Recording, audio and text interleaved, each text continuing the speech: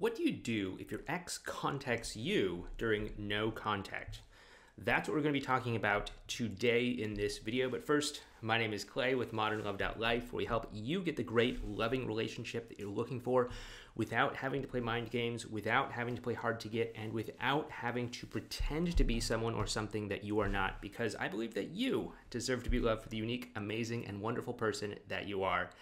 If you agree with me, do me a favor by hitting the thumbs up button for this video.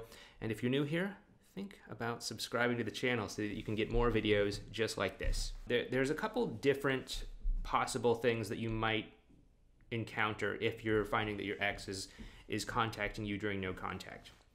First, let's talk big picture. Okay, so there are some people who do no contact because they want to get over their ex and they want to move on. If that's you, and you don't need to be in contact with your ex and you have no particular desire to be in contact with your ex, then you don't need to respond, okay? You can also politely tell them that, hey, I'm not really in a good place to respond to you right now, maybe later on or something like that, okay? But that's probably the slim majority of people. Most people who are using no contact want to actually get back together with their ex. So let's talk about that. And we want to be a little bit careful about this, because if you think about this the wrong way, you could potentially do more damage than good to your situation. Okay, so if your ex contacts you during no contact, I don't want you to necessarily think, okay, great, you know, I've won, they've cracked under the pressure, and now they're crawling back over those broken shards of glass that everyone seems to be talking about. I don't know, someone just needs to stop dropping glass objects on the floor or something. I don't know. Again, does anyone actually want their ex to crawl back over broken shards of glass? I've yet to meet somebody who actually wants this. If you're approaching no contact as a mind game, then this is where things start to get problematic. That's to say, you're approaching no contact as like, okay, I need to do no contact so that my ex will reach out to me, or so that they will confess that they miss me, or that they still love me, or that they can't live without me, or they want to get back together, or something like that. If you're approaching no contact in that way, then, and your ex contacts you, then it may seem like you have won. It may seem like things are getting better, but just know that this is your one chance. Okay, this is your one chance to start having positive interactions with your ex and to start improving things between the two of you. If you make a mistake and your natural inclination, like many people who use no contact as a mind game, is to retreat back into no contact whenever things don't go their way, then your ex is going to catch on really quickly, and they're going to see that you are using no contact as a power play, a mind game, some sort of manipulation tactic or something like that. And they're going to lose interest really easily, because they're going to get the message that when the going gets tough, I pull away.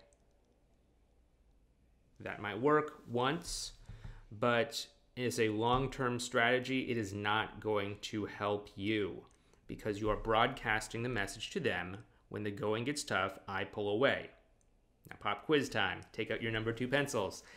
Is when the going gets tough, I pull away. Is that a strong indicator that you are relationship material, or is it a strong indicator that you are not relationship material? Most people who are in long-term relationships that are, you know, good, thriving, successful, happy, all that stuff, they don't pull away when the going gets tough. They turn towards their partners, they work together collectively to work things out and all of that, okay? So that's probably not the best strategy.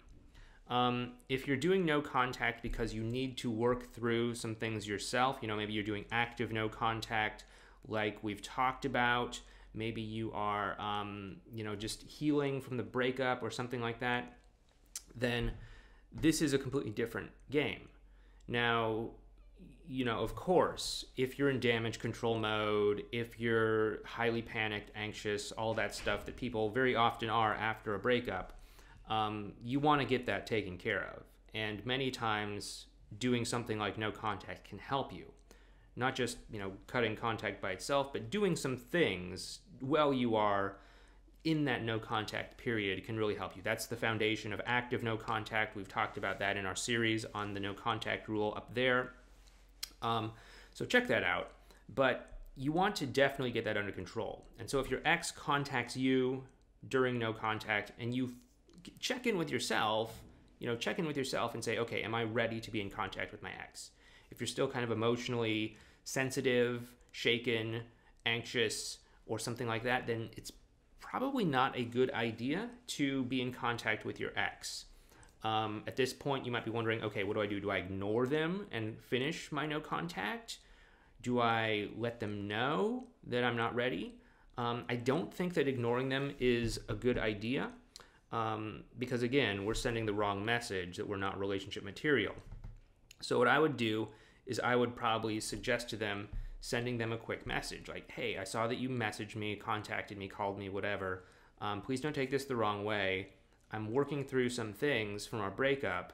I promise when I'm ready, I'll get back in contact with you, but right now I'm just not there yet. And then just go ahead and continue your no contact until you start to feel emotionally ready to be in contact with your ex. What I want you to make sure that you're doing, though, is that you want to be able to focus on developing advanced relational skills, interpersonal skills, things like that, so that when you actually get back in contact with your ex, there's going to be something meaningfully different, okay? We're not just looking for that like quick hit of like, okay, great, now they want to talk to me or something like that. We want to actually shift the dynamic over the long run, because it's not just enough to take the tiny little thing in that moment and to kind of like say, okay, great, now they're talking to me again. Now I can just kind of like let it all go. But we want to actually be able to take the dynamic that we're having and actually move it up in a more productive way towards having better emotional connections with our ex or with anyone really. And also being able to move us towards being more open, honest, and forthright with one another.